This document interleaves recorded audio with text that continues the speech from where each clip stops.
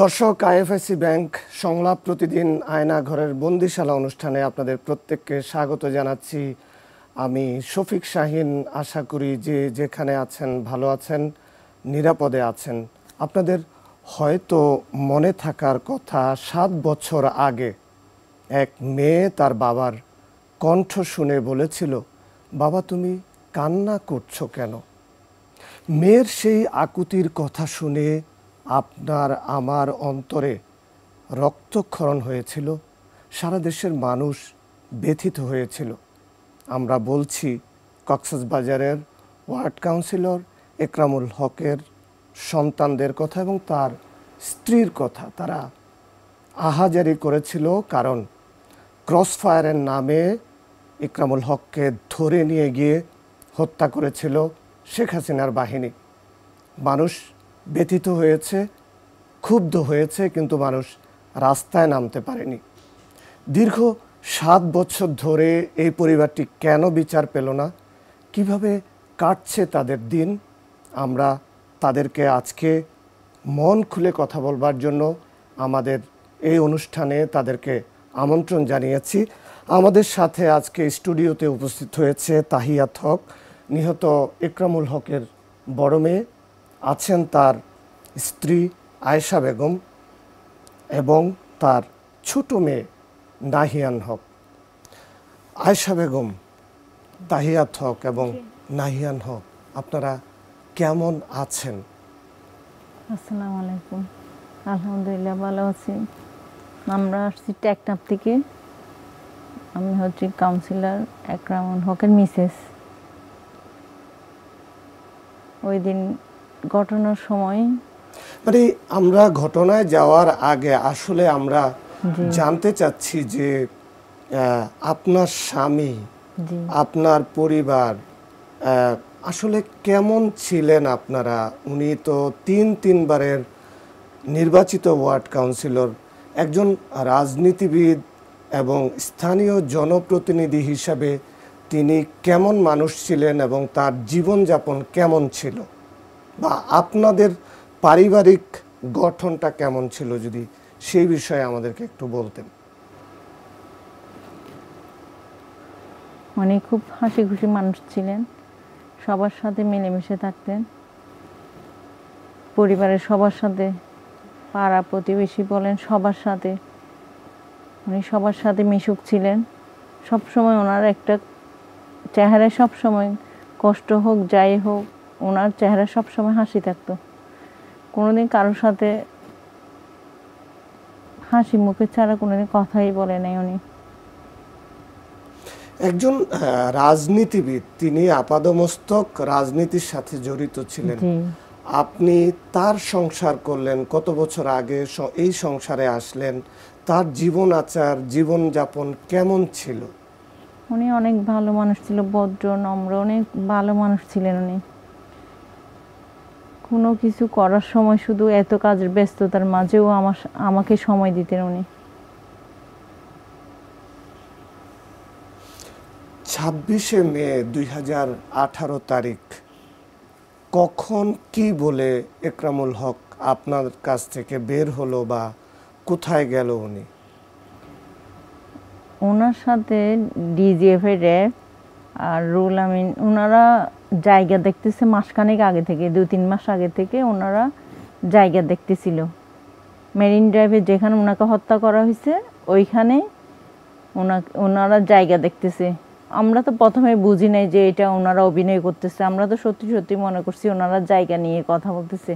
পরবর্তীতে বুঝলাম যে ওনারা যে জায়গা নিয়ে কথা বলতেছে না, সেটা ওনারা জায়গা নিয়ে কথা বলছে। জায়গা দেখবে বলে, জায়গা কিনবে বলে ওনারা কথা বলছে। অনেক কয়েকজনের জায়গা দেখছে ওনারা। কারা, কে জায়গা কিনবে? কে?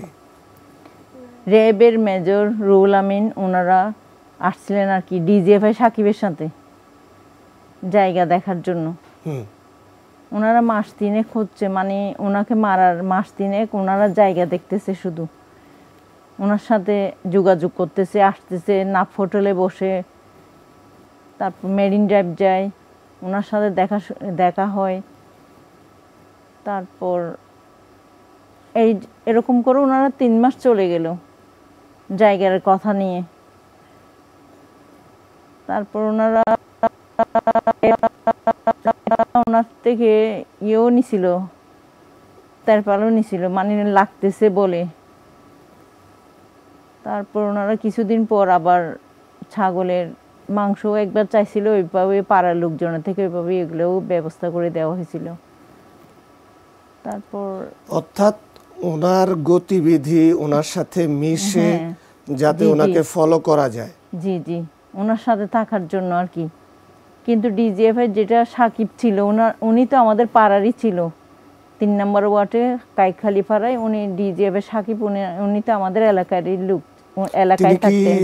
ওই বাহিনীর সোর্স ছিল নাকি কর্মকর্তা ছিল, না ওই বাহিনীর সদস্য ছিল? ডিজিএফ উনি মেজর ছিলেন সাকিব। সাকিব ওনার বাড়ি ওখানে? না না, ওনার বাড়ি কোথাও এটা আমি জানি না, বাট ওখানে দায়িত্বপূর্ণ এলাকা ছিল ওইটা। জি, 3 নম্বর ওয়ার্ডে ওনারা একটা বাসা ভাড়া নিয়ে ওনাদের অফিসটা ছিল আর কি, ডিজিএফ এর অফিস ছিল 3 নম্বর ওয়ার্ডে কাইখালি পাড়ায়। এভাবে ওনারা ওনার সাথে যোগাযোগ ছিল।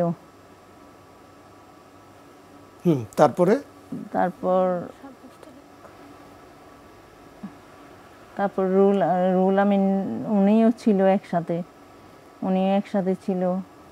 উনি আসতেন যেতেন ওরকম আর কি। উনি কতবার আসতো ওইটা জানি না, কিন্তু ওনারা অফিসের মধ্যে বসতো, নাফ হোটেলের অফিসের মধ্যে বসতো ওনারা কথা বলতো। এরপর হচ্ছে 26 তারিখ হচ্ছে আমরা জানি না, কিন্তু লোকজন বলছে পুরা টেকনাফ, ওইটা আমাদের এলাকার মধ্যে পুরা রুটে নাকি র্যাবের লোকজন ছিল গাড়ি নিয়ে। ওইটাও আমরা চোখে দেখিনি, মানুষের থেকে শুনছিলাম। এর আগে হচ্ছে 25 তারিখ নাকি মাহবুবাই কক্সবাজার সভাপতি, উনি মেয়র, মাহবুবুর রহমান মেয়র, জি মেয়র ছিলেন, এখন তো নাই, পৌরসভার মেয়র। হ্যাঁ, উনি কক্সবাজার থেকে ফোন দিয়েছিলেন 25 তারিখ। উনি বলছে কি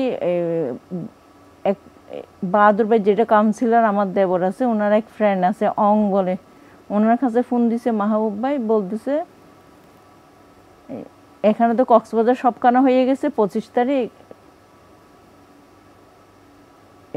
একরাম ভাইকে নাকি ক্রস ফায়ার দেওয়া হয়েছে, ওইটা বলতেছে। তারপর আবার আমার দেবর বাহাদুর ভাইকে এহতেশামুল হক যেটা কাউন্সিলর বর্তমানে ছিল আর কি, এখন তো নাই, ওনার কাছে ফোন দিছে। তারপর ওনাই বলতেছে কই উনি কিন্তু বাইকে কুলু ডাকে, বলছে কি উনি তো বাসায় আছে, তখন তো উনি বাসায় ছিলেন, উনি তো বাসায় আছে, 25 তারিখের কথা ওইটা। এই বলে কক্সবাজার নাকি পুরা মানুষের মুখোমুখি হয়ে গেছে যে ওই কাউন্সিলর ওনাকে ক্রস ফায়ার দিছে, একরামুল হককে। জি, ওইটা উনি কোথা থেকে শুনছেন ওইটা আমি জানি না, ওইটা মাহবুব ভাই জানবে। ওইটাও আমি শুনি না, এটা কিন্তু আমি পরবর্তীতে শুনছি, ওইটা আমি জানতাম না। তারপর 26 তারিখ, ওইটা তো আমরা 25 তারিখেরটা কিন্তু আমরা জানি না, ওই পরেই শুনলাম। 26 তারিখ কিন্তু উনি ফোন দিচ্ছে ডিজিএফ সাকিব। সেই দিন আমার খারাপ লাগতেছিল, আমি সকাল থেকে সেহেরি, ওরা রমজান আসার পর থেকে 2 মেয়ে কিছু খাচ্ছে না, ওদের বাবা ওদেরকে বলতেছে মনে হয় তোমাদের খারাপ লাগতেছে, ওরা রমজানের আগে থেকে কিছু খেতে পারতেছে না, আব্বু আমাদের কিছু ভালো লাগতেছে না, কিছু খেতে ইচ্ছে করতেছে না, রমজানের আগে থেকে ওরা খাওয়া দাওয়া একদম কিছুই খাচ্ছে না। ওর বাবা বলতেছে তোমাদের কিছু ভালো লাগতেছে না কেন? তারপর 26 তারিখ সেদিন ওই সকাল থেকে নামাজ পড়ার পর থেকে আমরা ঘুমাতে পারতেছি না, আমি একদম জায়নামাজে বসেছিলাম। এই সকাল থেকে নামাজ পড়ি, কোরআন শরীফ পড়ি, আবার জায়নামাজে বসে থাকি। আমার কেন যেন আমি কিছু একদম ফজরের নামাজ থেকে সেহরি থেকে একদম ওনাকে খাবার দেওয়ার পর থেকে আমি জায়নামাজের মধ্যে আমার কেমন জানি একটা খারাপ লাগতেছে। ও আর আব্বু বলতেছে তুমি কি ঘুমাবে না? আমি বলছি আমার কেন জানি আজকে একদম ভালো লাগতেছে না। সেদিন আমি মোবাইলের রিংটিং শুনতে পারতেছি না। তখন আমার দাদুমণি একটু অসুস্থ ছিল। আমি বলছি আমার দাদুমণির খবর আসবে মনে হয়, আমি রিংটুনটা শুনতে পারতেছি না। ওনার বালিশের নিচে আমি শুনতেছি রিংটুনটা আসলে আমি ওনার বালিশের নিচে রেখে দিছি মোবাইল। তারপর উনি ঘুমাইছে। ঘুমানোর সময়ে 10টা 9টা থেকে ওই ফোন করতেছে ডিজে ভাই সাকিব। তখন থেকে ফোন করতেছে, উনি কিন্তু ঘুম ছিল। একবার আমি রিসিভ করছিলাম ডিজে ভাই সাকিব, আর আমি রিসিভ করি নাই, শুধু বলছি উনি তো ঘুম। ওই যে আমি রিংটোনটা শুনতে পারতেছি না, আমার খারাপ লাগতেছে কেন জানি। আমি বালিশের নিচে রেখে দিছি। আবার উনি তো ঘুম ছিল, উনি দুপুরে উঠছে 12টার সময়, তখনও উনি ফোন দিচ্ছে ডিজে ভাই সাকিব ফোন দিচ্ছে। তারপর উনি কথা বলছে, উনি বলছে আমার ভালো লাগতেছে না। উনি ডাকতেছে ডিজে ভাই সাকিব ডাকতেছে মেরিন ড্রাইভে নেটওয়ার্কের মধ্যেই আসবে, র্যাবের মেজর আসবে, আপনার থেকে একটু কষ্ট করে আসতে হবে। উনি তখন থেকে দুপুরে বিদ্যুৎ ছিল না তো সেদিন, মনে হয় হ্যাঁ বিদ্যুৎ ছিল না সেদিন। উনি বলতেছে আমার খারাপ লাগতেছে ভাই, আমি রাত্রে কোনো দেখা করব না, আমার সকালে মেয়েকে কোচিংয়ে নিয়ে যাব। বড় মেয়ে তাহিয়াত হকের কোচিং ছিল, তখন ও ক্লাস 8-এ পড়ে, ওর কোচিং ছিল, কোচিংয়ে নিয়ে যাব, তখন আমি আপনাদের সাথে দেখা করব। উনি বলছে পরের দিন না না, ওই 26 তারিখ সকালবেলা ওনার ওই দিনই ওনাকে ডাকতেছে। বলছি না আমি আসবো না, আমার আজকে কেন জানি ভালো লাগতেছে না, আমি আজকে আসবো না, আমি কালকে আসবো। তখন দুপুরবেলা তখনও ফোন দিছে, ঘুম থেকে ওঠার পর ওনার সাথে কথা হয়েছে। উনি বলছে না আমার ভালো লাগতেছে না কেন জানি, আমি কালকেই আপনাদের সাথে সকালে মেয়েকে কোচিংয়ে দিয়ে আমি দেখা করব। ওইটা বলতেছে। উনি কিছুক্ষণ পর পর ফোন দিয়ে থাকছে, ঘন্টা খানিক পর ওইভাবে ফোন দিয়ে থাকছে। বিদ্যুৎ ছিল না, অনেক গরম ছিল সেদিন। তারপর আবার সন্ধ্যার সময় ফোন দিছে। উনি বলতেছে আমি বলছি না আপনাকে আমি আজকে আসবো না, আমার একটা কাজ আছে, আমি আসবো না আজকে, আমি কালকেই দেখা করব। বারবার কিছুক্ষণ পর পর ফোন দিচ্ছে। উনি আমাদেরকে বাসা থেকে যাওয়ার সময় বলে গেছে উনি যাবে না, কালকে সকালে আজকে তাড়াতাড়ি বাসায় চলে আসবো, সকাল সকাল ঘুমাবো। মেয়েকে বলতেছে সকাল সকাল ঘুমাবো, আমি তাড়াতাড়ি চলে আসবো। এর কিছুদিন আগে আমাদের ওইখানে এলাকার মধ্যে একজন রোজা তখন 10টা ছিল 26 তারিখ, এই 5 দিন আগে কিছুদিন আগে ওনারা একটা ওইখানে টাচ খেলতো, ইয়াবা খেতো, ওরকম একটা ছোটোখাটো একটা আড্ডাখানা ছিল। উনি গিয়ে ওই জায়গাটা পুড়া দিছে। ওই তেরপালের আগুন লেগে ওনার পিঠের মাংস একদম সিদ্ধ হয়ে গেছে, মাথায় পানি ঠানি ডালছে ওইখানকার মানুষরা। তারপর উনি চলে আসছে। ওই দিন যাচ্ছে, তখন উনি বাইরে যাচ্ছে, এক মেয়ে ওষুধ খাওয়াই দিচ্ছে, পানি খাওয়াই দিচ্ছে। ওই 26 তারিখ বের হচ্ছে সেদিন ওই জায়গার মধ্যে মাংস একদম সিদ্ধ হয়ে গেছে। ওই জায়গায় মেয়ে ওষুধ লাগাই দিচ্ছে, খাওয়াচ্ছে, এক মেয়ে ওষুধ খাওয়াই দিচ্ছে, পানি দিচ্ছে। ওইভাবে উনি খাওয়া টাওয়ার পর উনি বাইরে চলে গেলেন। যাওয়ার সময় বলে গেছে আমাদেরকে, বলছি কি ওই দিন কি উনি রোজা ছিলেন? হ্যাঁ রোজা ছিল। হ্যাঁ, ইফতারি বাসায় করছে ইফতারি।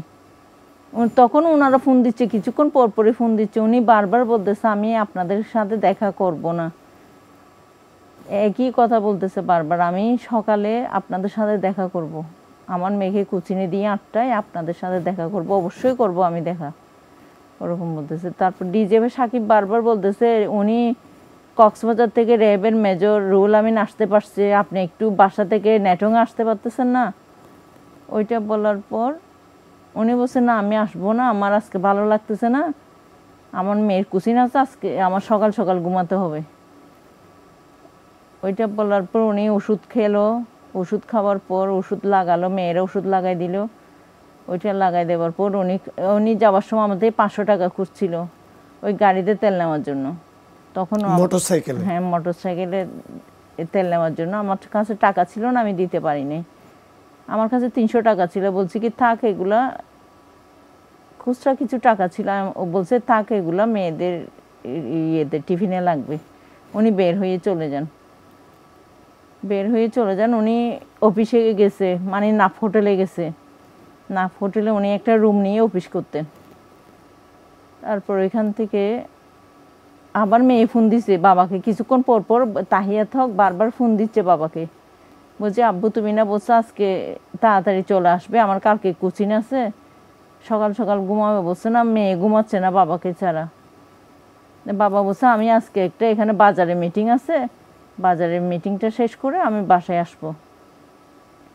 এর মধ্যে ওনারা ফোন দিছে, উনি নাকি ওখানে মিটিংয়ের মধ্যে লোকজনকে ফোন করছে, বাজার অফিসের লোকজনকে ফোন করছে, আপনারা বসেন, বাজার অফিসের লোকজন চলে আসছে ওনার বাজার কমিটিতে। উনি ওইখানকার সভাপতি বাজার কমিটি। তারপর ওনাদেরকে বসতে বলছি কি ওনারা বেশি বিরক্ত, ওনারা বেশি ডাকতেছে, ওনাদের কাছে একটু যেয়ে আসি।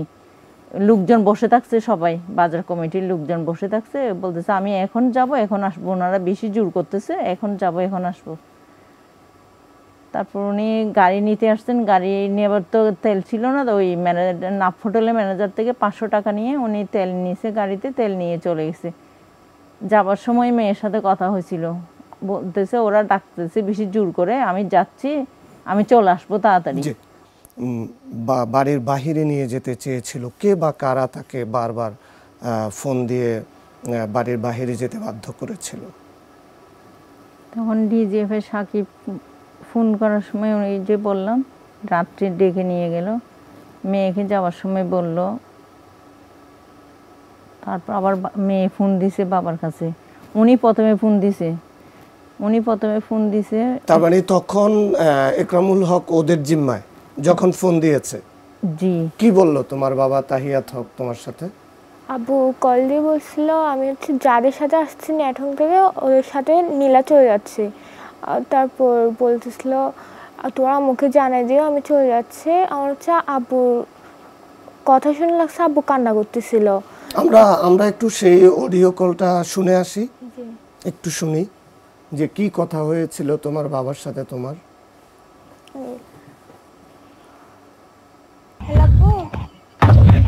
হ্যালো, তুমি কোথায়? আমি এতে যে চিকেন অফিসে যাচ্ছি, তো আমি চলে আসবো। কতক্ষণ হবে? এদিকে বেশিক্ষণ লাগবে না, আমি চলে আসবো ইনশাল্লাহ। ঠিক আছে, ঘুমা।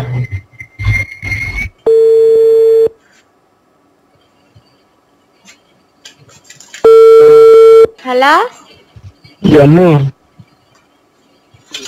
আমি নীলা যাচ্ছি। নীলা কেন? জরুরি কাজে যাচ্ছি। হ্যাঁ, জরুরি কাজে যাচ্ছি। জরুরি কাজে? কেন যাচ্ছি আমি? ঠিক আছে, গাড়ি তো হচ্ছে তো। আব্বু তুমি কান্না উঠছো যে? Hello hello,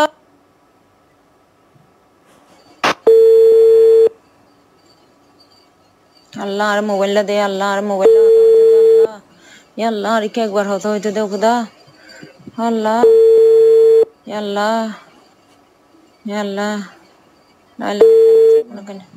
hello hello hello hello hello, কে? Hello hello hello hello hello, আমি কমিশনারের সাথে কথা বলতে চাচ্ছি। হ্যালো, কে ওইটা?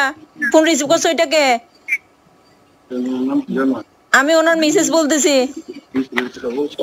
হ্যালো হ্যালো, বলছো জড়িত না?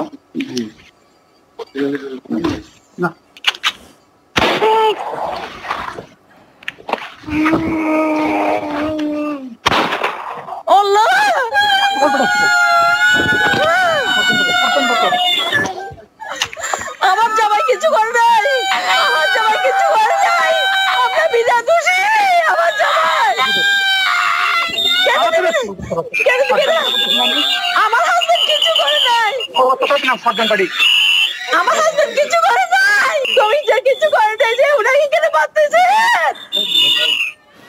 আপনারা ওনাকে কেন মারতেছেন? আপনারা ওনাকে আয়েশা বেগম,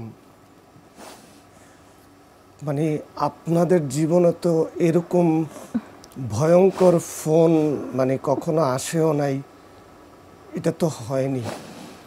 মানে আপনি ফোনের ভিতরে কেন এই আশঙ্কা করছিলেন যে বারবার আল্লাহর নাম বলছিলেন, মানে আপনার কি মনে হচ্ছিল আপনার কাছে? উনি যখন ফোন দিছে, উনি নিজে থেকে ফোন দিছে, উনি বলছে আমি যাদের সাথে আসছি তাদের সাথে চলে যাচ্ছি। আমি আমার বড় বাসুরকে বলছি, আর যেটা কাউন্সিলর ছিলেন এতেশামুল হক, ওনারা নিচে ছিলেন, আমার ঘরের নিচে, আমি 2 তলায় থাকি। ওনাদেরকে বলছি আপনারা একটু খবর নেন, আপনারা একটু বের হয়ে দেখেন কেন উনি এইভাবে কথা বলছে, যাদের সাথে আসছি তাদের সাথে চলে যাচ্ছি কেন বলছে, আপনারা একটু ওনারা বের হয়ে দেখার জন্য আমি ওনাদেরকে বলছিলাম। তারপর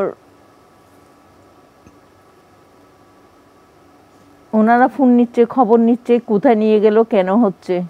ওনারা কারো ফোন রিসিভ করতেছে না, উনি শুধু বলতেছে বারবার বাইরে ফোন দিছে, ওনারা বারবার বলতেছে বাহাদুর ভাই ফোন দিছে, বাহাদুর ভাইয়ের ছেলে ফোন দিছে, ওনারা সবাই ফোন দিছে। ওনারা নাকি বাইরে চেষ্টা করতেছে, ওনারা বাসা থেকে বের না হয়ে বাসায় চেষ্টা করতেছে কিভাবে বাইক কি অবস্থায় আছে ওইটা জানার জন্য। আমি দেশের পরিস্থিতি কীরকম ছিল কি ছিল একটু জানি না। তখন ওই সময় আমি ওইখান থেকে নাকি রুট থেকে নিয়ে যাচ্ছে ওনাকে গাড়ি করে একজন লোক, বরাজিদের বাসায় ফোন দিছে, মানে রুটের মধ্যে র্যাবের গাড়ি চালাই যাচ্ছে, আর একটা মাইক্রোর মধ্যে লোকজন আছে, র্যাবের লোকজন মোটরসাইকেল ওইটা চালায় নিয়ে যাচ্ছে। এর মধ্যে খবর আসে ওনাকে ক্রস ফায়ার দিছে, টিভিতে নিউজের সঙ্গে সঙ্গে চলে আসছে, 12টার আগে নিউজে চলে আসছে। ওইটা কোন সাংবাদিক কারা রাখছে র্যাবের লোকজন জানবে, মেরিন ড্রাইভের মধ্যে। তাহিয়াত,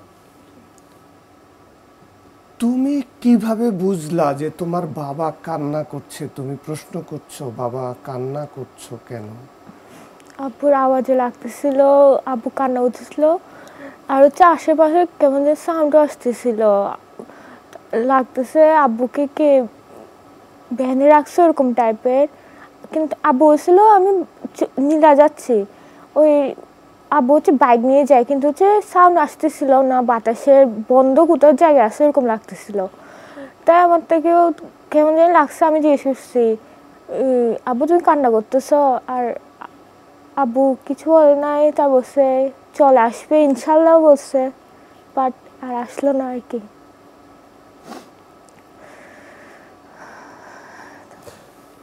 নাহিয়ান হক, তখন তো তুমি অনেক ছোট, মানে সেই সময় তো 3 জন মিলেই আপনারা ফোনটা রিসিভ করছেন, শুনতেছেন। তখনকার পরিস্থিতিটা যদি বলেন যে মানে কি মানে আশঙ্কা আপনাদের মনের ভিতরে হচ্ছিল? আমরা ভাবি না যে ওনার সাথে এরকম হবে। যখন যারা ডাকে, পুলিশ বলেন র্যাবরা বলেন, যতক্ষণে ডাকে উনি চলে যায়, ওনাদের কাছে যাই, ওনারা কি কাজে ডাকতেছে ওইটা দেখে। আপনার সাথে আপনি যখন ফোন দিলেন, আপনি বললেন যে আমি কাউন্সিলরের স্ত্রী, হ্যাঁ কে আছেন ফোনটা ধরেন, তখন কিন্তু ওই ফোনে আবার ওনাকে বলা হচ্ছে যে হ্যাঁ তুমি জড়িত আছো, এটা স্বীকার করো। উনি আবার বলতেছেন যে হ্যাঁ আমি জড়িত আছি, না না আমি জড়িত নাই, আমি জড়িত নাই। হ্যাঁ এই শব্দটাও কিন্তু, মানে কি শুনলেন তখন, কি আশঙ্কা হলো? জড়িত নাই। তখন তো আমার তো বিশ্বাসও হয়নি যে ওনার সাথে ক্রস ফায়ার হবে, এরকম একটা হবে অন্যজনের জন্য। তখনও আমি বিশ্বাস করতেছি কারোর জন্য হয়তো ওনাকে ডাকা হয়েছে, তখনও আমি বিশ্বাস করি না যে ওইটা যে ওনার সাথে হচ্ছে ওইটা, কারণ উনি কোনো কিছুর সাথে জড়িত ছিল না। সেই কারণে আমার মনে হচ্ছিল কারোর জন্য হয়তো ডাকছে। আর একটা কথা যে উনি বলছে আমি যাদের সাথে আসছি তাদের সাথে চলে যাচ্ছি, মেসেজটা কেন দিল ওইটা আমার খারাপ লাগছে আর কি। কেন উনি মেসেজটা দিল ওইটা, মানে উনি এটা ফোন দিয়ে বলছে তোমার আম্মুকে বলো আমি যাদের সাথে আসছি তাদের সাথে চলে যাচ্ছি। তার মানে এটা আপনাদেরকে সতর্ক করার জন্য, যোগাযোগ করার জন্য। কিন্তু তার ভাইরা তো যদি তখন রাস্তায় বের হতো, জি রাস্তায় বের হতো, সবাই যদি মিলে বের হতো, যখন উনি ফোন দিছে তখন যদি ওনারা বাইরে যদি সবাই মিলে বের হতো তাহলে আজকে ওনাকে বাঁচাতে পারতো। তখন কয়টা বাজে যখন আপনাদেরকে ফোন দিয়ে বলল যে যাদের সাথে আসছি তাদের সাথে চলে যাচ্ছি? সেই সময়টা কয়টা হবে? রাত রাত 10:30 11টা কি ওরকম হবে। তার মানে তখনও তো হাতে 1 ঘন্টার সময় ছিল। জি, ওনারা বেশিক্ষণ সময় নেয় নাই, ওনারা অত সময় নেয় না। ওনারা বলতেছে নেটওয়ার্কের মধ্যে আমার দেবর, উনি নেটওয়ার্কে ফোন দিছে ম্যানেজারকে, ম্যানেজার বলতেছে মিটিং করতেছে। ওনারা কিভাবে মিটিং করবে এত অল্প সময়ের মধ্যে? ওনারা বলতেছে নেটওয়ার্কে আছে। আমার দেবর ফোন দিয়ে দেখতেছে নেটওয়ার্কে আছে, ম্যানেজার বলছে, নেটওয়ার্কের ম্যানেজার বলছে ওনারা মিটিং করতেছে। ওনারা তো গাড়িতে রিসিভ করার সঙ্গে সঙ্গে তো হয়তো রুটের মধ্যে লোকজন যারা দেখছে তারা এখানে শ্বশুরবাড়িতে খবর দিছে ওনার গাড়ি র্যাবের লোকজন চালাই নিয়ে যাচ্ছে, তোমরা বাসা থেকে বের হও। নেওয়ার সঙ্গে সঙ্গে তো ওনারা টিভিতে নিউজে দিয়ে দিছে যে ওনাকে মেরে ফেলছে। বেশিক্ষণ সময় নেয় না ওনারা। কিন্তু আগের দিন থেকেই তো ছড়ানো হচ্ছে যে ওইটা মাহবুব ভাইরা জানবে, কক্সবাজারের লোকজন জানবে কেন ছড়ানো হচ্ছে। আবার 26 তারিখ সেই দিন আমার বড় বাসুরের ছেলে, ওনার সাথে পড়ে একজন এনএসআই লোক, রফিক বলে ওনার নাম, স্ত্রী আমার বাসুরের বড় ছেলের সাথে কক্সবাজারে পড়ে। উনি নাকি বলছে তোমার চাচুকে সরে যেতে বলো, তোমার চাচুকে একটু সরে থাকতে বলো। উনি কক্সবাজার থাকা অবস্থায় উনি নাকি ওর আব্বুকে বলছে মানে সরে থাকতে। আমাকে ওইটা কেউ বলে না, আমি জানিও না। উনাকে যদি ওই কথা কিছু কথা কেউ কোনো কথা বলে আমাকে অবশ্যই জানাই, আমি ওইটা জানি না। ওইটা আমি পরদিন শুনলাম ওই কথাটা। তারপর ওই খবরটা আসার পর আমি বাসা থেকে বের হয়ে যাই। বের হয়ে ওনাকে খোঁজার জন্য যখন নিউজে আসছে ওনাকে এই অবস্থা, ওইটা যখন নিউজে আসছে, আমি জানি না নিউজে আসছে ওইটা, লোকজন বলতেছে ইয়েকে ওনাকে খোঁজার জন্য বের হওয়ার জন্য আমি তাড়াতাড়ি গাড়ি নিয়ে সিএনজি একটা নিয়ে বের হয়ে চলে গেলাম। আমার সাথে খালতো ভাই ছিল একজন, বট্টু, আর নন একজন ছিল জুমা। ওনাদেরকে নিয়ে চলে যাই আমি ওনাদেরকে সিএনজিওয়ালাকে বলতেছি আমি এতে যাব, নেটওয়ার্কে যাব, আমার হাজব্যান্ডকে যেখানে নিয়ে গেছে আমি নেটওয়ার্কে যাব। তারপর ওনারা বলছে না নেটওয়ার্কে তো উনি নাই, নেটওয়ার্কে এখানেও যাবই। তারপর টেকনাফ হাসপাতালে গেলাম। এখানে গিয়ে দেখতেছি উনি একজন লোক বের হয়েছে, উনি বলতেছে এখানে কেউ নাই। তারপর তারপরে বলছি ওয়াশরুমে যাব, ওখানে লাইটটা সব অন্ধকার, কিন্তু আমি দেখতেছি এখানে কেউ আছে নাকি। আমি মোবাইলও নিয়ে যাই না বাসা থেকে বের হওয়ার সময়। তারপর ওই লোকটা ছোট একটা মোবাইল দিছে, ওই চেক করে দেখতেছি ওয়াশরুমের নাম দিয়ে এদিকে সেদিকে দেখতেছি কোনো আমার হাজব্যান্ড আছে নাকি। তারপর এখানে দেখতেছি নাই। যখন দেখছি আমি বের হয়ে চলে আসছি। ওইখান থেকে আসার পর আমি গেলাম ইয়েতে, আমাদের এলাকার মধ্যে ডিজিএফ এর অফিস আছে, যেটা সাকিব মেজর ওনার অফিস আছে, ওইখানে গেলাম। ওইখানে যাওয়ার পর ওনাদেরকে ওখানে গেটের মধ্যে গিয়ে দরজা ঠোকা দিচ্ছি, ওনাদেরকে ডাকতেছি, কেউ সাড়া দিচ্ছে না। আমি হচ্ছে কাউন্সিলরের খোঁজ নিয়ে আসছি আমি এখানে, আপনারা এখানে কেউ বের হচ্ছে না কেন, গেট কেন খুলতেছেন না। ওইখানে আসার পর দেখতেছি, যাওয়ার সময় দেখছি রাজু নামে একজন লোক, এনএসআই লোক, রাজু বলে লম্বা করে দাঁড়িয়ে আছে। ওই লোক উনি, আমি গেটের ডিজিএফের গেটের সামনে ছিলাম, উনি দ্রুতভাবে ওখানে ভিতরে ফোন দিচ্ছে, শোনা যাচ্ছে গেট খুলতে বলতেছে। ভিতরের লোক উনি গেটটা খুললো, রাজু ভিতরে ঢুকে গেল। যে লোকটা গেট খুলছে উনি ডিজিএফের ড্রেসে পোশাক পরা ছিল, গার্ড ওইটা। তারপর উনি তাড়াতাড়ি দরজা বন্ধ করে দিছে। আমি এভাবে ডাকতেছি রাজুকে, রাজু কোনো কথা সাড়া দিল না। ওখানে যে গার্ডটা ছিল, গার্ডটা বলতেছে এখানে কেউ নাই, এখানে আপনার হাজবেন্ডও না, এখানে কোনো লোকজন নাই। আমি বলছি রাজু তো ঢুকলো এইমাত্র, রাজু কেন কথা বলতেছে না আমার সাথে।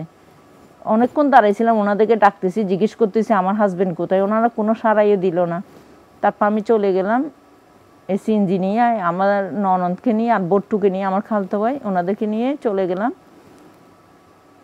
টেকনাফ থানায় গিয়ে দেখতেছি পুরা টেকনাফ থানার কোনো একটা পুলিশও নাই, 2টা পুলিশ দেখছি, সব পুরা থানা খালি। সিভিল ড্রেস পরা রঞ্জিত বড়ুয়া ছিল তখন ওসি টেকনাফ থানায়। তারপর ওনার সাথে একজন সিভিল ড্রেস একজন লোক ছিল, ওইটা হয়তো থানার কর্মকর্তা হবে। ওইখানে গিয়ে রঞ্জিত দাকে বলতেছি, রঞ্জিত দা থানার মধ্যে এখানে কেন একটা পুলিশও নাই, থানা কেন খালি, আপনি কি কোনো খবর শুনছেন? আমি আমার হাজব্যান্ডকে খুঁজে পাচ্ছি না, এরকম একটা ফোন আসছে, ওনাকে খুঁজে পাচ্ছি না, ওনার খুঁজে আমরা বের হয়েছি। তারপর বলছে র্যাবের লোকজন মিরাফানিসরার মধ্যে ওইখানে আমাদের থেকে পুলিশ করছে, ওইখানে আমি পুলিশ পাঠাইছি। আমি বলছি আপনি কি জানেন না ওইখানে মেরিন ড্রাইভের মধ্যে কি হচ্ছে, আপনি কি কিছু জানেন? বলছে না আমি জানি না ওইখানে। তারপর উনি আমাকে বলতেছে আপনি চলে যান ভাবি, আমি আপনাকে পরে জানাবো। আমি বলছি আপনি র্যাবের কাছে ফোন দেন, ওইখানে কি হয়েছে আপনি একটু খবর নেন, আমি থাকা অবস্থায় দেখি। তারপর ওইখানে উনি ফোন দিয়েছে, বলছে কি একজনকে ক্রস ফায়ার দেওয়া হয়েছে, র্যাবের লোকজন বলতেছে ওনাকে, উনি যখন ফোন দিছে। তারপর আমি ওইখান থেকে আমি থাকা অবস্থায় কালো মুখ বাঁধা দুইজন লোক আনছে, পুলিশের গাড়ি নিয়ে দুইজন লোক আনছে, কালো কাপড় হাত পিছনে বাঁধা, কালো একদম কালো কাপড় দিয়ে ঢাকা। তারপর আমি ওনার রঞ্জিত দাকে বলছি, আমি বলছি ওনারা তো এখান থেকে মনে হয় আসছে, ওনারা দুইজনকে একটু জিজ্ঞেস করেন, ওনারা কি আমার হাজবেন্ডকে দেখছে নাকি একটু জিজ্ঞেস করেন। তারপর বলতেছে ভাবি আপনি চলে যান, আমি র্যাবের লোকজনের সাথে কথা হয়েছে, আমি আপনি বাসায় চলে যান, আমি আপনার সাথে ফোনে কথা বলবো। তারপর আমি ওইখান থেকে চলে আসি, চলে আসার পর বাসায় চলে আসি। বাসায় চলে আসার পর বাসার মধ্যে বলতেছে ওনার বাইকে নাকি আনছে, আমার হাজবেন্ডকে নাকি টেকনাফ থানায় আনছে, টেকনাফ হাসপাতাল আনছে। তারপর আমি দেখার জন্য আমার দুই মেয়েকে নিয়ে, আবার আমার দেবরের ছেলে আছে সাহিল আমার সঙ্গে ছিল, আমরা 4 জন সিনজি একটা নিয়ে বাইরে চলে গেলাম। ওইখানে যাওয়ার সময় আমাদের এলাকার মধ্যে 3 নম্বর ওয়ার্ডে হারুন বাদগর একটা হোটেল আছে, ওইখানে দেখতেছি র্যাবের সিপাহীরা ভাত খাচ্ছে। তখন আমি সিনজিকে বলতেছি এখানে তো দেখতেছি র্যাবের এখানে লোকজন দেখতেছি, গাড়ি থামাও। গাড়ি যখন থামাইছি সিএনজিওয়ালাটা বই পেয়ে উনি চলে গেল, টাকাও নেয় নাই, উনি চলে গেছে ওটুকে। তারপর আমি সিএনজি থেকে নেমে সরাসরি এর সাথে কথা বলতেছি, ডিজিএফ এর সাকিবের সাথে কথা বলতেছি। ওনারা মানে সাকিবকে ওখানে পাইছেন আপনারা? হ্যাঁ, রুল আমিনকেও পাইছি ওখানে, র্যাবের মেজর রুল আমিন, উনিও ছিল গাড়ির সামনে, গাড়িটার দরজাটা খোলা ছিল, মাইক্রো ছিল হ্যাশ কালার একটা। তারপরে কি জিজ্ঞাসা করলেন? ওনাকে জিজ্ঞেস করতেছি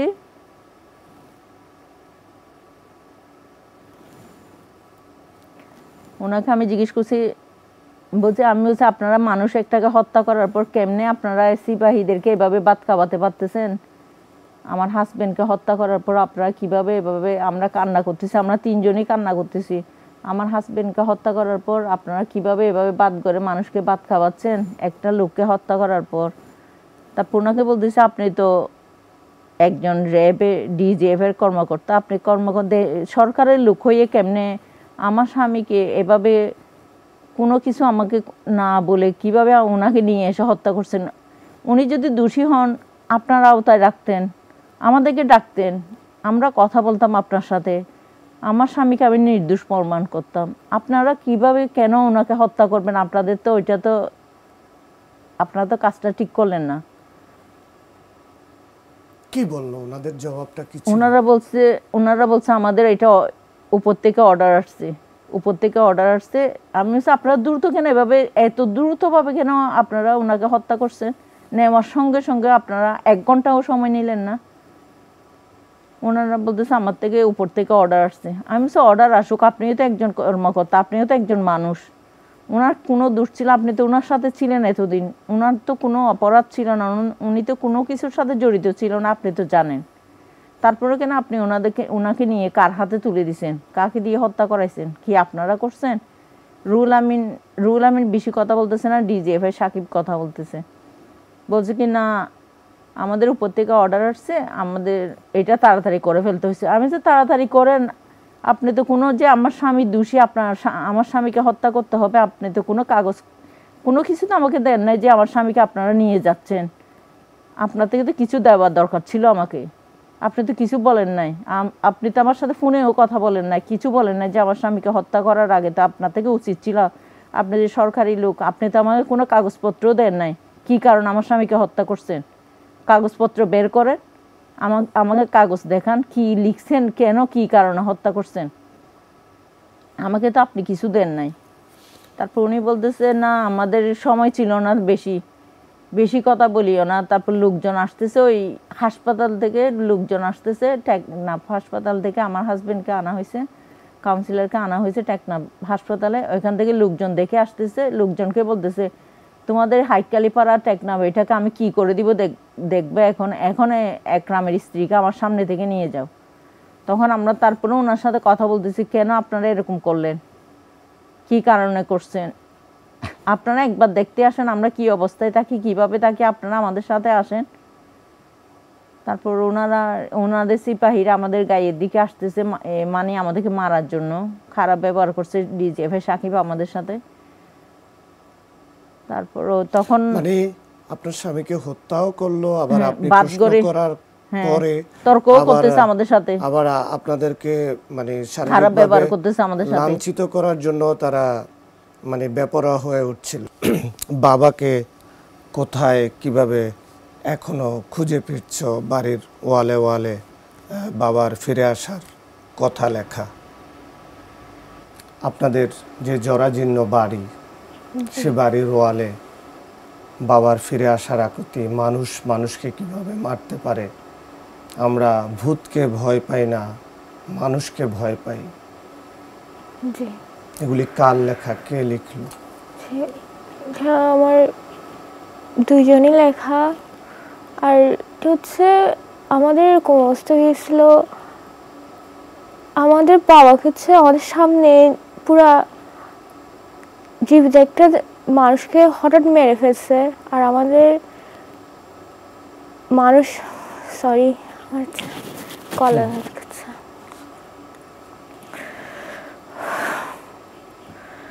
মেয়েদেরকে কি বলে সান্ত্বনা দেন, কি বলে ওরা আপনাকে? ওরা এখনো বলে আমার আব্বুর বিচার চাইতে পারি নাই, কিছু করতে পারি নাই। আমি একটাই সান্ত্বনা দিই, আমরা তো এখানে তখন তো শেখ হাসিনা ছিল, তখন তো আমরা আল্লাহর কাছে বিচার চাওয়া ছাড়া কিছুই ছিল না। এই ছাত্র আন্দোলনের জন্য তো আজকে আমরা আপনাদের সামনে। 18 থেকে তাসলিম ভাই আমাদের পাশে ছিলেন, টেকনাফ থেকে উনি নিয়ে আসার কারণে আজকে আপনাদের সামনে আমি কথা বলতে পারতেছি। ওনাদের কারণে আল্লাহর রহমতে আল্লাহ হয়তো করছে এটা, না হলে তো আপনি তখন যে প্রেস কনফারেন্স করেছিলেন 2রা জুন, আপনি সেই আপনার সাথে আপনার স্বামীর যে ফোনে কথা হলো সেটা আপনারা জনগণের সামনে নিয়ে আসলেন, আমরা জানতে পারলাম, সারা দেশের মানুষ জানতে পারলো। মেয়ের মধ্যে এটা জি, আপনি বারবারই তখনকার প্রধানমন্ত্রী শেখ হাসিনার সাথে সাক্ষাতের আকুতি জানিয়েছিলেন। সরকারের 2জন মন্ত্রী, স্বরাষ্ট্রমন্ত্রী এবং আওয়ামী লীগের সাধারণ সম্পাদক, তিনিও বারবার আপনাদেরকে আশ্বস্ত করেছিলেন বিচারের। তখনকার পরিস্থিতিটা যদি বলেন যে আপনাদেরকে আসলে একদিকে আশ্বাস, আবার কিভাবে হুমকি প্রদান করা হচ্ছিল যাতে আপনারা মুখ না খোলেন, যাতে বিচার না চান। সাংবাদিক ভাইদের কাছে আমি বলছিলাম যে ওনারা জিজ্ঞেস করছিল আমাদের কোনো দলের লোক কেউ কি আপনাদের সাথে দেখা করছে, জিজ্ঞেস করছিল, সাংবাদিক ভাইরা জিজ্ঞেস করছিল। আমি বলছি আমাদের কোনো দলের লোক কেউ তো আমাদের খবর নেয় নাই, কোনো সরকার থেকেও কেউ আমাদের খবর নেয় নাই। এরপর স্বরাষ্ট্রমন্ত্রী আর ওবায়দুল কাদের, ওনারা 2জনই কথা বলছে, চুপ থাকতে বলছে, সাংবাদিক ভাইদের সাথে কারোর সাথে কথা বলতে নিষেধ করছে। এই ব্যাপারটা ওনারা দেখবে বলছে, তারপর প্রধানমন্ত্রীর সাথে দেখা করাবে বলছে, কিন্তু আমাদেরকে প্রধানমন্ত্রীর সাথে দেখা করায় নাই। আমি বিচারটা চেয়েছিলাম ওনাদের কাছে যে কেন এটা কিভাবে কেন হত্যা করলো, ওনারা তো আইনের আধা রাখতে বলছেন। স্বরাষ্ট্রমন্ত্রী ওনারা বলছে এখানে একরামের কোনো অভিযোগ নাই। আমি বলছি অভিযোগ না থাকলে এটা কোথা থেকে আসছে যে ওনারা কেন হত্যা করলো ওনাকে? ওনারা বলছে আমাদের কাছে কোনো একরামের কোনো অভিযোগ নাই। ওবায়দুল কাদের উনিও বলছে ভুলে কর্ম হয়েছে, হয়তো এটা আমরা কোনো এখান থেকে কেউ আমরা বলি নাই। ওনারা বলছে ভুল ক্রমে মানুষকে মেরে ফেলা, ওইটা ওনারা বলছে আপনি চুপ থাকেন, কোনো সাংবাদিকের সাথে কথা বলিয়েন না, আমরা আপনার ব্যাপারটা দেখতেছি, আর প্রধানমন্ত্রীর সাথে আপনাকে কথা বলে দেওয়া হবে, আপনাকে ঢাকায় আনা হবে। ওইটা বলছে, আর ওনাদের সাথে কথা হয় নাই। মানে এই যে বিচার চাওয়া, এটা তো আপনাদের ঘরের ভিতর থেকেও একটা বাধা ছিল। হ্যাঁ, কোনো সাংবাদিক আসলে আমি কথা বলতে পারতাম না। সাংবাদিক আসলে কেউ আসলে, আমার দেবর কাউন্সিলর ছিল, ওনার থেকে নাকি কথা শুনতে হয়, আমি কোনো নিউজের সাথে কথা বলতে পারতাম না। আরফাত ভাই আসছিল, ওনারও অনেক সমস্যা হয়েছে। মানে আমি কারোর সাথে কথা বললে ওনার নাকি সমস্যা হয়, ওনার সমস্যা হয়, সেই জন্য আমি কারোর সাথে কথা বলতে পারতাম না। উপর থেকে কে ফোন করে আমি জানি না, আমার দেবরের নাকি সমস্যা হয়, আমার দেবর ওইটা জানালো আমাকে। সবসময় আমাকে নিষেধ করতো কারোর সাথে যেন কথা না বলি। কিন্তু আপনার স্বামী এবং আপনাদের পুরো পরিবারই তো আওয়ামী লীগের পরিবার, তাহলে আওয়ামী লীগ সরকার ক্ষমতায় থাকা অবস্থায় এই আওয়ামী লীগ পরিবারের সদস্য, এবং তিনি যুবলীগ করতেন, তিনি 3 বারের জনপ্রতিনিধি, নির্বাচিত জনপ্রতিনিধি, তাহলে তাকে কেন হত্যা করা হলো? জি, ওইটাই আর কি, কেন করা হলো, কে করলো, কিভাবে করলো, সবগুলো আইনের আওতায় যদি আনা হয় তাহলে সব বের হয়ে আসবে। কারা করলো, কেন করলো, সবাই তো জানতে চায়। আমরা সবাই জানতে চাই, সবাই পুরা পৃথিবী জানতে চায় কেন একরামকে হত্যা করা হয়েছে, এটা কি কারণে হয়েছে, সবাই তো জানতে চায়। ইনশাআল্লাহ এবং এই হত্যাকাণ্ডটা এতটা নির্মম, এতটা পাশবিক এবং এতটা হৃদয় বিদারক যে তাকে যখন হত্যা করা হচ্ছে তখন আপনাদেরকে শোনানো হচ্ছে। ওইটা শোনানো হয় না, ওইটা রিসিপ্টটা হয়ে গেল আর কি, চাপের কারণে আল্লাহর হুকুম, ওইটা রিসিপ্টটা হয়ে গেল। ওনারা জানে না যে এটা যে আমাদের কাছে রেকর্ডিং হয়ে গেছে, তখন ওনারা জানতেন না। যদি জানতো তাহলে তো আরো ভয়ঙ্কর অবস্থা হ্যাঁ জি, হতো। আমাদের উপর অনেক সমস্যা হতো। যখন এটা বাহিরে চলে আসলো, সারা দেশের মানুষ যখন জানলো, তখন আপনাদের উপরে কি ধরনের প্রেসার আসলো? আমরা যেখানে যাই, আমি মেয়েদেরকে নিয়ে স্কুলে গেলেও লোকজন এখানে পিছনে মোটরসাইকেল নিয়ে কিছু বলতো না, আমাদের পিছনে পিছনে থাকতো। আপনাদের ঘর বাড়ি একদমই জরাজীর্ণ। জি, অর্থাৎ ওনাকে যেই অভিযোগে র্যাব তুলে নিয়ে গেল, ক্রস ফায়ারের নামে হত্যা করলো, যদি তিনি ওই মাদক ব্যবসা বা ইয়াবার সাথে জড়িত থাকতেন তাহলে তো আপনাদের আর্থিক অবস্থার এত দৈন্যতা হইতো না। জি, তাহলে এই দীর্ঘ 7 বছর মেয়েদেরকে পড়াশোনা করানো, আপনি নিজে চলা, কিভাবে টেনে নিয়ে আসছেন এই সংসারটা? ওই সময় যখন ওনাকে ক্রস ফায়ার দেওয়ার আগে তালাশ একটা ইন্ডিপেন্ডেন্ট একটা নিউজের মধ্যে ওনারা দেখাইছিল, মানে আমার হাজবেন্ডের ঘর বাড়ি আছে, মানে এবার সাথে জড়িত অনেক কিছু নিউজের মধ্যে আসছিল। ওইটা নিয়ে আবার দুদকেও ডাকছিল ওনাকে, দুদকেও গেছিলেন উনি। ওইখানেও ওনারা বলছে কি, আপনি এত ভালো মানুষ, আপনার নামে কেন মানুষের এত মিথ্যা। ওনারা সব কিছু দেখে আসছে, টেকনাফ গিয়ে সব কিছু দুদকের লোকজন দেখে আসছে। দুদকের আগ্রাবাদ দুদক অফিসেও গেছিলেন আমার হাজবেন্ড, ওইখানেও দেখে আসছিল। ওই তালাশের মধ্যে যে নিউজটা দেওয়ার পর উনি সাংবাদিক সম্মেলনও করছিলেন আমার হাজবেন্ড। এরপর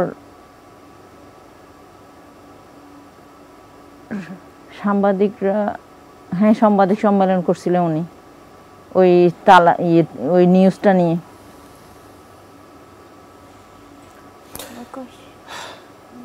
বিচার পান নাই কেন? বিচার তখন চাইতে পারি নাই। তখন ওনাকে যখন মেরে ফেলা হয় তখন আমি কক্সবাজার ওনার জন্য সকালবেলা যখন বাসায় আসলাম, ওনার সাথে তর্ক হলো ডিজিএফআই সাকিব আর রুল আমিনের সাথে। তখন ওই সময় আমি বাসায় চলে আসি। ওনারা বলছে টেকনাফ ওনাকে নিয়ে যান, কাইকালিপাড়া, এটাকে অন্যরকম করে ফেলবো আমরা। তারপর ওনারা মানুষজন আমাকে বাসায় নিয়ে আসে। তখন আমার হাজবেন্ডকে আর দেখতে যাওয়া হয়নি হাসপাতালে। তারপর বাসায় আসি, আজান দিয়ে দেয়। তারপর আমরা সকালে বুড়ে চলে যাই। যখন আমি কক্সবাজার যাই তখন ওনাদেরকে নিষেধ করি যে আপনারা তো হত্যা করে ফেলছেন, আমার হাজবেন্ডের অনেক কষ্ট হবে, আপনারা পোস্টমর্টম করিয়েন না, আপনারা আমার স্বামীকে দিয়ে দেন। ওনারা বলছেন না, পোস্টমর্টম করতে হবে। আমি বলছি তাহলে আপনারা পোস্টমর্টম করলে আমি থানায় যাব, আমি ডিজি করব, জিডি করবেন ওরকম বলছি। তারপর আমার মেজো ভাসুর বলতেছে, নজরুল ভাই আমার মেজো ভাসুর, উনি বলছি কি আমার ভাইকে হত্যা করে ফেলছে, আমরা কেমনে থানায় যাব। তার মানে আপনারা আইনে কোনো পদক্ষেপ নিতে পারেননি? নিতে পারি নাই, ওনারা কিন্তু বাইরে। এখন তো অবস্থার পরিবর্তন হয়েছে, এখন কি আপনারা কোনো আইনি পদক্ষেপের দিকে যাচ্ছেন? ইনশাল্লাহ করব, ইনশাল্লাহ করছি। আমরা একটা অভিযোগ করছি ট্রাইব্যুনালে, আমরা একটা অভিযোগ দিছি। জি, আমরা আজকে এখানেই শেষ করি। তোমার কিছু বলার আছে? আমার একটাই চাওয়া, আমার বাবার হত্যার যেন একটা সুষ্ঠু বিচার হোক, ওইটাই চাওয়া আমার। তুমি কিছু বলবা? ওরও একই চাওয়া, বলো মা। আমারও একই চাওয়া। আমরা আজকে শেষ করি, এখানে শেষ করি। জি দর্শক, আজকে আমাদের এখানেই শেষ করতে হচ্ছে। তবে বিদায় নেবার আগে আমাদেরও একটি দাবি, একরামুল হককে বাড়ি থেকে ডেকে নিয়ে যারা ঠান্ডা মাথায় খুন করলো এবং এই দীর্ঘ 7 বছর যারা বিচারের পথে বাধা হয়ে দাঁড়িয়েছিল, এখন এই পরিবর্তিত পরিস্থিতিতে তারা যেন আইনের আওতায় আসে এবং এই ধরনের নারকীয় হত্যাকাণ্ড যেন ভবিষ্যতে আর সংগঠিত না হয়, সেই প্রত্যাশা আমাদের।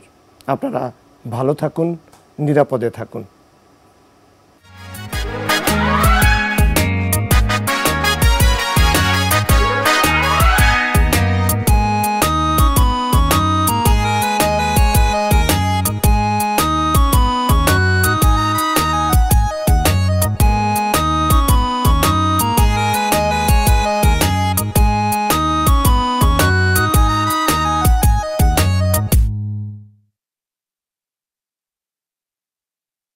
এই ঈদে জামা জুতো অ্যাক্সেসরিজের ডিসকাউন্ট।